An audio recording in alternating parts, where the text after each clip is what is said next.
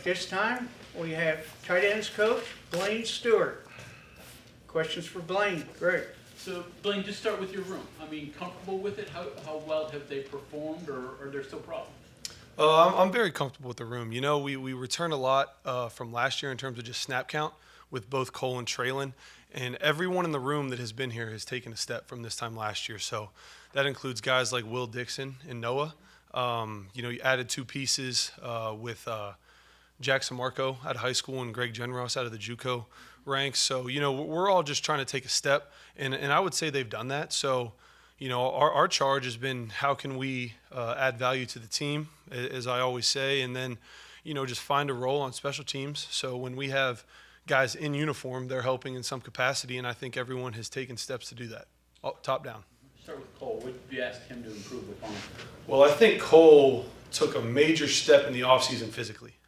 His body does look different.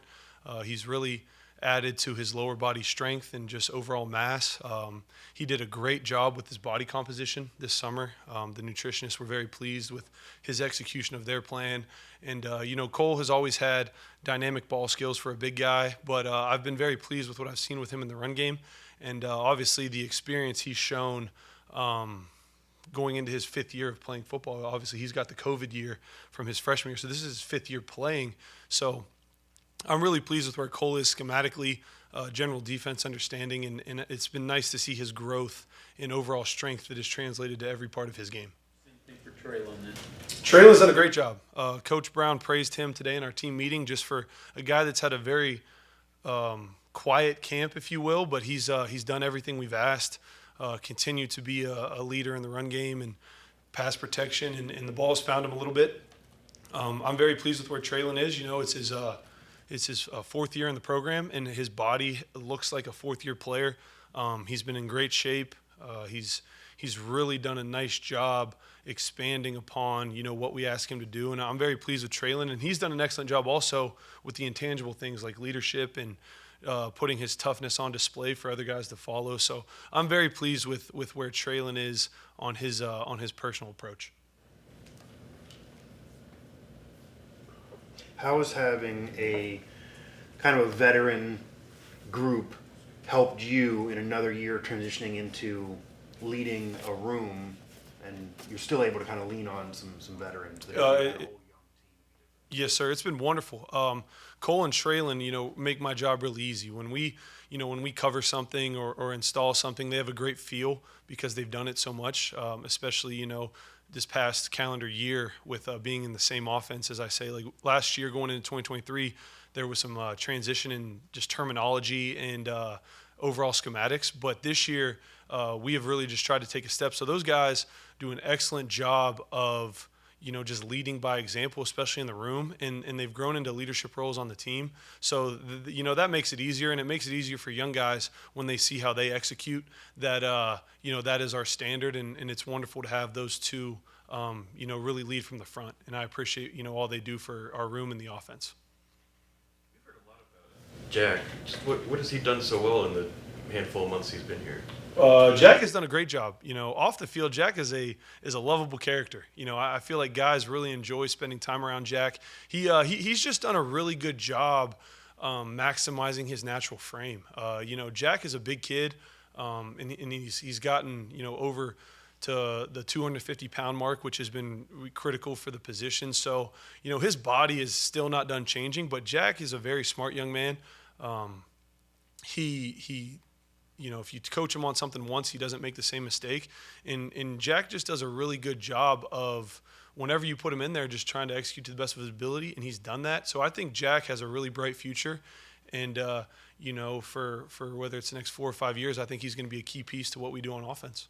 You think with seniors like Cole and Traylon, it would maybe be hard for a young guy to stand out. I guess has he just been that? I mean, what about him has kind of caught eyes? Well, I think he got great exposure in the spring. With Cole being out in the spring, Jack, you know, there was one day someone got banged up, and Jack's out there with the first group and 12 personnel, the two tight set, going against Sean Martin and guys like Eddie V. So, you know, Jack got baptism by fire, which was really cool. And I just think, you know, his January to July allowed him to play with great confidence so far this fall. So, Jack's had the ability to go against, everyone on our defense, whether it's from the first group all the way down to the third and fourth group, and he's excelled in certain opportunities. So I just think Jack does a really good job executing when his number's called. He's made some plays in the pass game and done a really nice job in the run game, which we're excited about. And that's why we took a body type like his in the recruiting class, because we needed some length and some size. And he's just trying to maximize his role and push that as best he can, despite being a young player. I'm looking down this roster here. I see a lot of TEs. I don't see a lot of FBs, but you got them too. You have to be mindful of that when you're dealing with this few guys part of your group. Yeah, 100%. You have to be mindful. I would classify Traylon as an FB as well. So Traylon, will have a role, quote unquote, as a fullback, and he's done well in that. But also, we view that second tight end as really a flex position that can play in the slot, at the end of the line, off the ball. And then, also in certain formations, we leave the same people out there, but they're very fullback aligned. So, I think Traylon Davis has done an excellent job. Noah has played some of that. And then Colin McBee as well. It's hard to get 3 fullbacks reps in an offense, but, those guys really take pride in what that position can do. And I think, their body type is really necessary for a good offense. And we've tried to implement some things that help with that. Blaine, the last thing you think of as a compliment to a tight end or fullback is being a lovable character. Can you explain what that means? Oh, sure. Yeah, I'll just touch on Jack. Jack is a great energy giver. He's always got a smile on his face. He's always willing and eager. And he's one of those guys that, when you're sitting with him at lunch, you enjoy being around him. I would say everyone in my room's got some characteristic of that. Traylon Davis is a little more hard-nosed probably than the rest of the room, but you can even get him cracking jokes. Sometimes Cole's a great personality to be around, and even young Noah, he doesn't talk very much, but I've seen a couple smiles. So I just think we've been watching clips of the Receiver show on Netflix where they got Kittle. Kittle's a lovable character. He plays the game the right way, and I'm not saying we have a George Kittle, but we do appreciate kind of the uplifting spirit that he has for an offense. He's been a guy we've watched and just talked about the tight end position, how cool it is, and how much love he has for it. I think energy givers are valuable in any position room. Culture has kind of become a buzzword for building a program, the things that each one tries to do to set itself apart. You being around the game all your life, when did you become aware of that as kind of an important thing, and how have you seen that kind of develop over the years? That's a great question. I think I think culture is something you can't really measure, but you know it when you see it.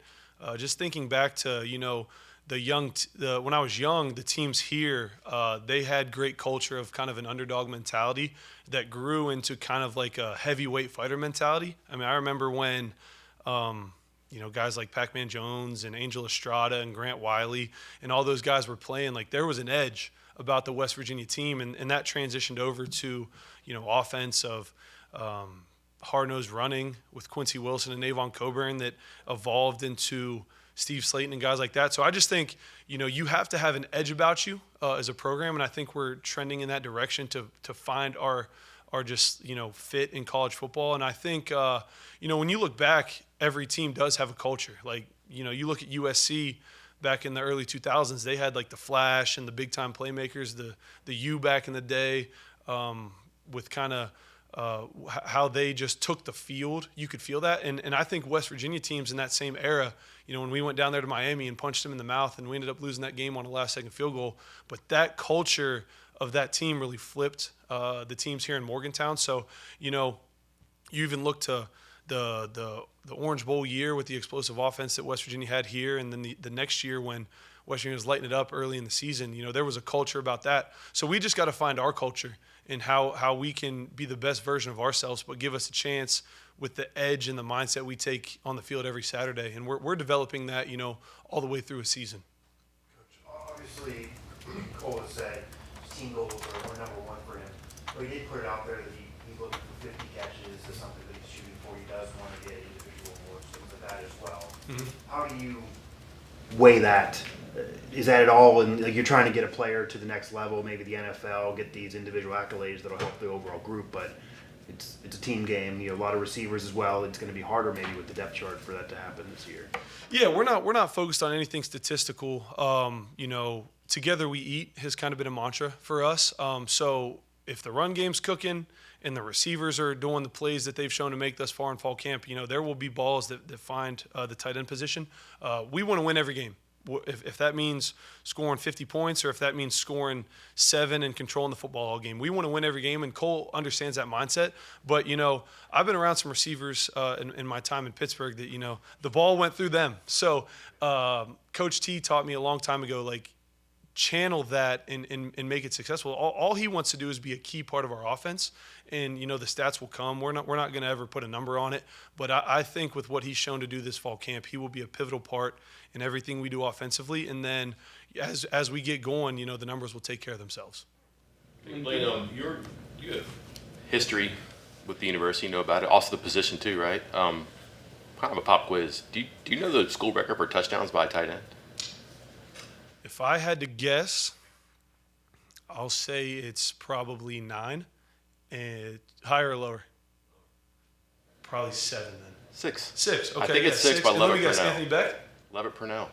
Wow. So all right, that's kind of That was unusual. before my time. Okay, well, like I said, you knew some history, right? You knew some history, but Yes, like sir. what you know about the position, the way offenses have gone and evolved, and it goes in ebbs and flows. I get that, but that surprised me because the number of quality tight ends, and it's an old record too, and it's not a huge number. I don't know, as a person who coaches that position, has to recruit to it, or just knows about the university. Does that number say anything about past, present, future? Not so much past. Obviously, there's been some great tight ends that have played here. You look on the tight end wall, you see guys like Anthony Beck and Trayvon Wesco, and obviously Owen was a fullback. But I just think if we could get close to that as a position room or whatever, then we're helping the offense. Obviously we have some dynamic guys in the red zone that are exciting, but we've also got great running backs and dynamic receivers that can beat one-on-one coverage. So anytime you're scoring touchdowns in the red zone, that's all you're hunting. So we'll try to formate the best matchups and go from there. But it is something that can help us moving forward, especially in the recruiting that you mentioned. And then unrelated, I promise, but when you see Generos out there, he just moves and looks a little bit different than other guys. And I know like it's the fancy new toy. Everybody thinks, wow, it's going to be something here. But what's realistic for him? And it seems like he could work in tandem with different combinations to do or make use of what he does best. Correct.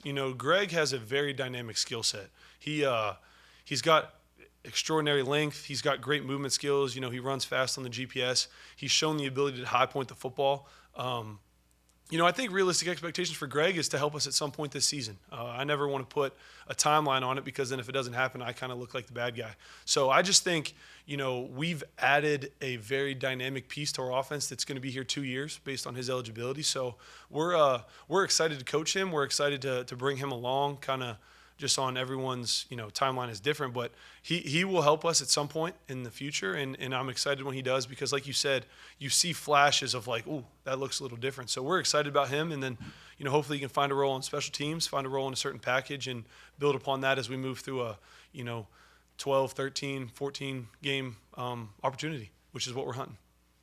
All those tight ends that were mentioned, none of them were 6'7" like Cole. And that's a pretty good asset to have in the red zone, being able to high point balls. What do you see from him that separates him from some of those other guys? I think he has dynamic ball skills. You can put the ball within his catch radius, and if the ball's in the air, I'm believing that Cole Taylor's going to make the play, whether it's back shoulder, high point, just boxing out a defender with his natural ability. I think his ball skills are what separate him in the ability to make contested catches, make kind of may not look open, but if you give him a shot, he's shown sometimes in fall camp that all he needs is just the opportunity to go get the ball, and I think that's what makes Cole special and is so enticing about him as a target for a quarterback. You break down a couple more. Will Dixon and then Noah Brown. What do you think of each of those? I think Will Dixon, since January, has done everything we've asked as a program. He's gained weight. He's probably, if I had to guess today, he's probably 243, 244 pounds. When he was playing last year at 229, he didn't hit 230 till probably December of last year. So he's committed himself to the physical requirements for the position. He's done an excellent job, too, of becoming more comfortable in the offense, both at the Y tight end position and the H tight end position, to where, if something happens in a pinch, I can just put him in, when last year we couldn't do that. So I think he's done a really good job. He's shown flashes. He's a 20-mile-an-hour GPS guy at 6'4", 240. So, I think he's done an excellent job of taking the natural step that is a third-year player. He's made contested catches. He's made point-of-attack blocks. There's still plenty of things to clean up. He had 2 blocks in the scrimmage on Saturday that he would have loved to have back.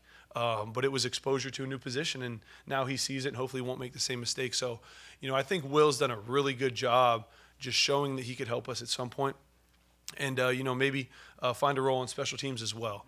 And then just talking about Noah, Noah's biggest thing was he didn't play tight end a year and a half ago. So Noah's done great. He's probably 245 plus. And he's really taken the charge, led by Traylon Davis, to be very physical. And, Noah's done a great job of kind of putting his face in the fan and doing a good job creating space when he run blocks, and made a couple nice plays in the pass game too, which is more probably natural to him. But he's done a really good job taking the step of physicality that is necessary, and has done good jobs on special teams units like kickoff return and punt rush. So, we're excited about the steps Noah's taken, and then whenever his number's called, I think he's trending in the direction to be a productive player for us whenever that may be. Keeping down then, so Colin McBee, more fullback obviously. Is there a role for him in the offense with the other guys you got, or is he a special teams guy? What do you envision Colin? I think Colin is a great football player. He floats back and forth between fullback and running back for certain drills and stuff. And, I think he does a great job just being readily available. This year, who knows? If we're, running a big set out there, Traylon Davis is definitely going to get first crack at it. But Colin is more than ready and willing to be ready to go. He's done a great job in practice with fullback-like things, certain situational football. So I just think Colin has shown the ability to make even some plays in the pass game. Like he has caught a couple balls that have turned some eyes too. So I think Colin's time will come. It's just a matter of when that opportunity presents itself. And what about you? Are you comfortable being back home? Was it overwhelming initially? Just your history here, as Mike talked about, or are you more comfortable now when you come into the building than you used to be? Yes, for sure. I think I touched on this in the spring. Like last year, it was kind of just there was things going 100 miles an hour, and I was trying to do my best job in every phase of what is a college football coach. So, this year I'm definitely more comfortable. It's great coming in the building, having the routine kind of down of what a day in fall camp looks like, in season, back to the summer. And I'm definitely comfortable just being back with my boots on the ground, ready to rock and roll with whatever comes our way. But it's definitely been wonderful, and I'm, I can appreciate it a little more as opposed to last year when I was just going 100 miles an hour. Is there any other, you mentioned Mike Tomlin, a little bit of advice he gave you. Any other advice that either him or anyone else with the Steelers gave you? Because now, again, as Perry's talking about, your feet are more under you. Yeah, for sure. When we had some off time before the training camp started, I went to Washington Commanders practice and had the ability to spend some time with Dan Quinn. And he was actually talking to another coach that we both knew, but I was, just being a fly on the wall listening. And he said, you can't have C+ days. Because when people look, when my guys specifically, but, when people look to you, you got to have an A+ day if you're in any form of leadership. So that's kind of been my goal for fall camp, is just to never have a C+ day, try to have A days and go from there. But I just think, watching guys, how they move and operate is kind of how I find my motivation in my mentors. But yeah, I try to lean on numerous people. Like I've had communication with the Steelers tight end coach about certain routes and stuff. So, I just try to soak up as much information from those who have done it before me, and those do it at a level that I hope to do it someday. So I just am thankful for those and those relationships, and try to emulate that. And just quickly going back to Cole, obviously you've experienced coaching in the NFL, you're around Pat Freiermuth, etc. Do you think Cole's an NFL tight end? What do you think he has to do to get there? How does he stack up? I think Cole will absolutely have an opportunity to play at the next level. What that looks like on draft weekend, who knows? But I'm confident just having seen, different position rooms, that he will have a shot to play on Sunday. And, he's got to go put the good film out there, but, we got to put him in position numerous ways: run game, protection, pass game, to be able to do so. And I think he's taken those steps. So we'll let the chips fall where they may, but he'll have the opportunity to be a guy for us that will get any exposure necessary for that next year. Okay, thank you very much, Coach. Yep. Thank you, guys.